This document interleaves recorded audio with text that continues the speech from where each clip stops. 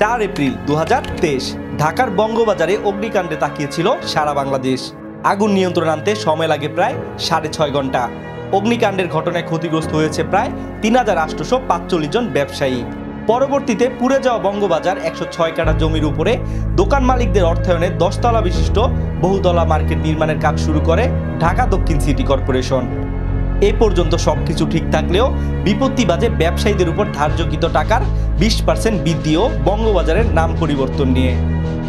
বঙ্গবাজারের ব্যবসায়ী ও দোকান মালিকদের সাথে কথা বলে তারা জানান, বঙ্গবাজার পুড়ে যাওয়ার পরবর্তী সময়ে তৎকালীন সরকার নো লস নো প্রফিট চুক্তির ভিত্তিতে মার্কেটটি তৈরি করার সিদ্ধান্ত নেয়, যেখানে দোকান মালিকদের অর্থায়নে মার্কেটটি তৈরি হবে। কিন্তু হঠাৎ পূর্ব অর্থ বহল রেখে আরও অতিরিক্ত 20% অর্থ বৃদ্ধি করে দেয় অতীতের স্বৈরাচার সরকারের কিছু কুচক্রী মহল, যা ক্ষতিগ্রস্ত ব্যবসায়ীদের উপর এক ধরনের জুলুম বলে জানিয়েছেন সাধারণ ব্যবসায়ীরা। এজন্য বঙ্গবাজার মার্কেট ব্যবসায়ী ও দোকান মালিকরা এর বিরোধিতা করেন এবং অতিরিক্ত ধার্যকৃত 20% অর্থ না নেয়ার জন্য সরকার ও ঢাকা দক্ষিণ সিটি কর্পোরেশনের কাছে জোর দাবি জানান।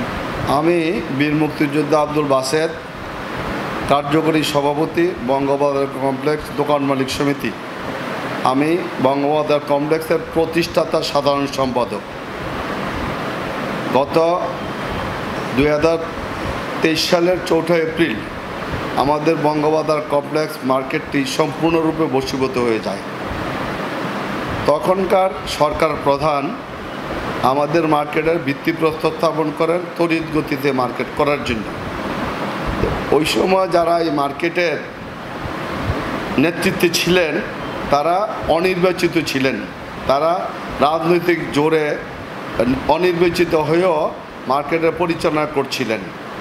তখন তারা বলছিলেন এবং ভিত্তিপ্রস্তর স্থাপনের সময় বলেছিলেন তৎকালীন মেয়র তাপস সাহেব যে আমাদের মার্কেটটি নো লস নো প্রফিট ভিত্তিতে আমাদেরকে সালামি নির্ধারণ করা হবে। পরবর্তীতে দেখা গেল যে এই কথার কোনো সত্যতা নাই।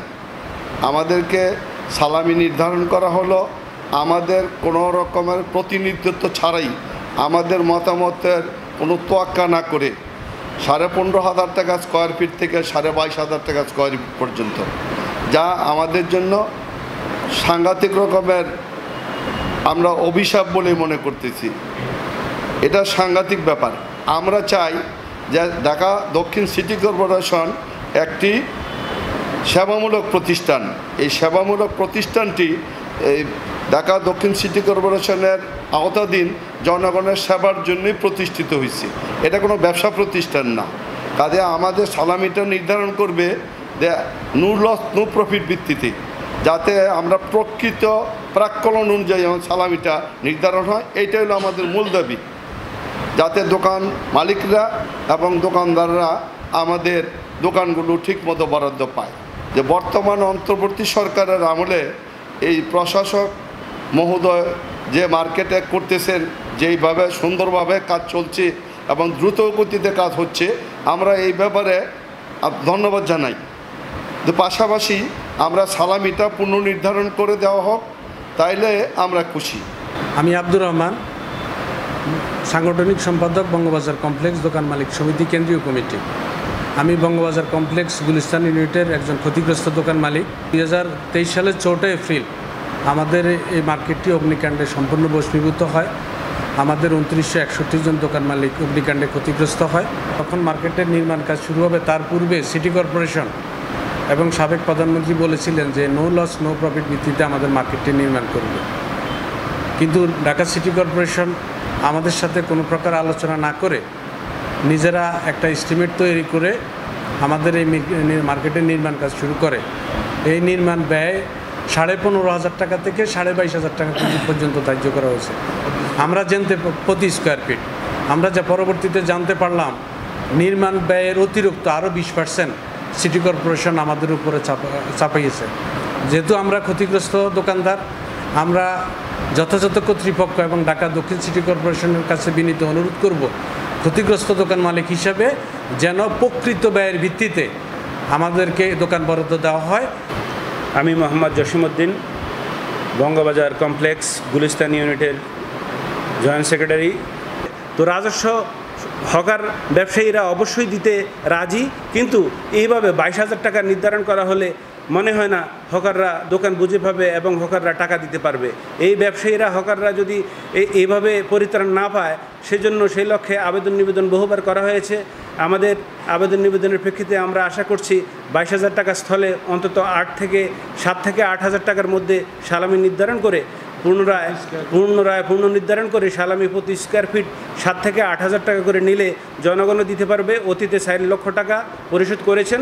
এটার সাথে সমন্বয় করে যদি আরও 2 থেকে 3 লাখ বা সর্বোচ্চ 4 লাখ টাকাও নেয়, তাহলেও আমাদের ব্যবসায়ীরা বেঁচে যাবেন, মার্কেট বেঁচে যাবে এবং দেশের অর্থনীতিতে ভূমিকা রাখবে এই বঙ্গবাজার, এটা আমি আশা করছি। সাধারণ ব্যবসায়ীরা আরও জানান, বঙ্গবাজার একটি বিখ্যাত নাম, দেশের সর্বস্তরের মানুষই এই নামে মার্কেটটিকে চেনে। কিন্তু হঠাৎই মার্কেটটির নাম পরিবর্তন করে রাখা হয় বঙ্গবাজার পাইকারি নগর বিপণী বিতান, যার ঘোর বিরোধিতা করে সাধারণ ব্যবসায়ীরা। তারা বলেন, এই মার্কেটের নাম পরিবর্তনে এই মার্কেটের ব্যবসায়ীদের কোনো মতামত নেওয়া হয়নি। এমনকি ব্যবসায়ীদের অমত থাকা সত্ত্বেও অতীতের সরকার নিজ ইচ্ছাই বঙ্গবাজারের নাম পরিবর্তন করেন। ফলে এর তীব্র নিন্দা ও প্রতিবাদ জানিয়ে আগের নাম বহাল রাখার আহ্বান সাধারণ ব্যবসায়ীদের। বঙ্গবাজার কমপ্লেক্স, বঙ্গবাজার মার্কেটে আন্তর্জাতিকভাবে স্বীকৃত একটা মার্কেট। এই মার্কেটে সারা পৃথিবীর মানুষের নাম জানে বঙ্গবাজার।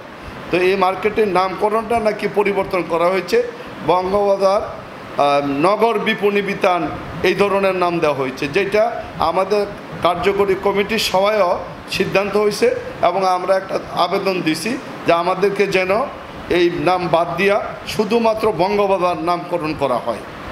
এই ব্যাপারে আমি কমিটির পক্ষ থেকে জোর দাবি জানাচ্ছি। না, বঙ্গবাজারের এই নাম পরিবর্তন সারা বিশ্বে, আমাদের দেশে শুধু তাই নয়, সারা বিশ্বে একটাই পরিচিত বঙ্গবাজার কমপ্লেক্স।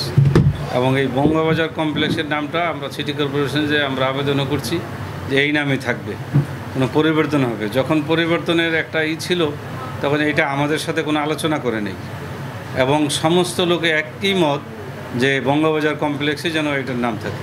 এই জন্য আমরা এই আবেদনটা করছি। আমরা চাচ্ছি যে আমাদের নামটা পুরনো নামে থাকুক। এই নামটা পরিবর্তন যারা করছেন বা যারা প্রস্তাব করছেন, ওনারা কেউ কিন্তু ভ্যালিড কমিটি ছিল না।